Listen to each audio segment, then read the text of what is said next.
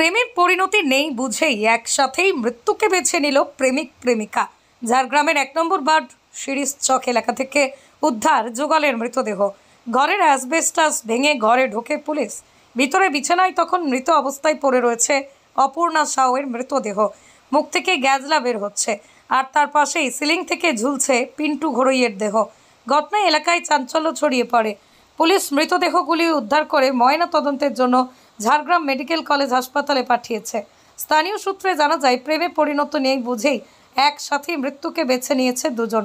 পিন্টু ঘরইয়ের এবং অপর্ণা সাউ সম্পর্কে জামাই বৌদি। পিন্টুর বাড়ি কলকাতায়, কিন্তু বিয়ের কয়েক বছর পর সে কাজের খোঁজে ঝাড়গ্রামে চলে আসে এবং এখানেই ড্রাইভারি করে।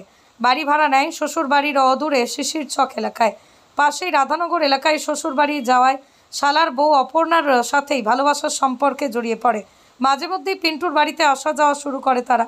এই বিষয়টি জানাজানি হয় পিন্টুর বাড়িওয়ালা এখনে অপর্ণাকে আসতে মানা করে দেয়।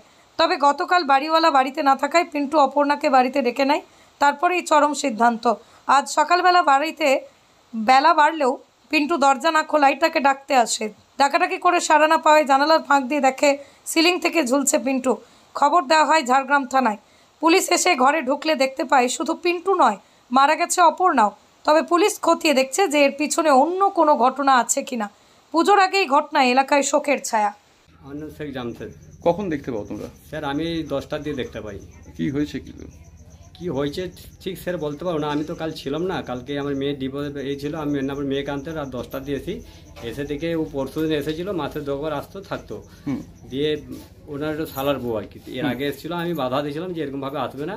দিয়ে কালকে আমি না থাকার জন্য এসেছিলো, কখন আমি জানি না।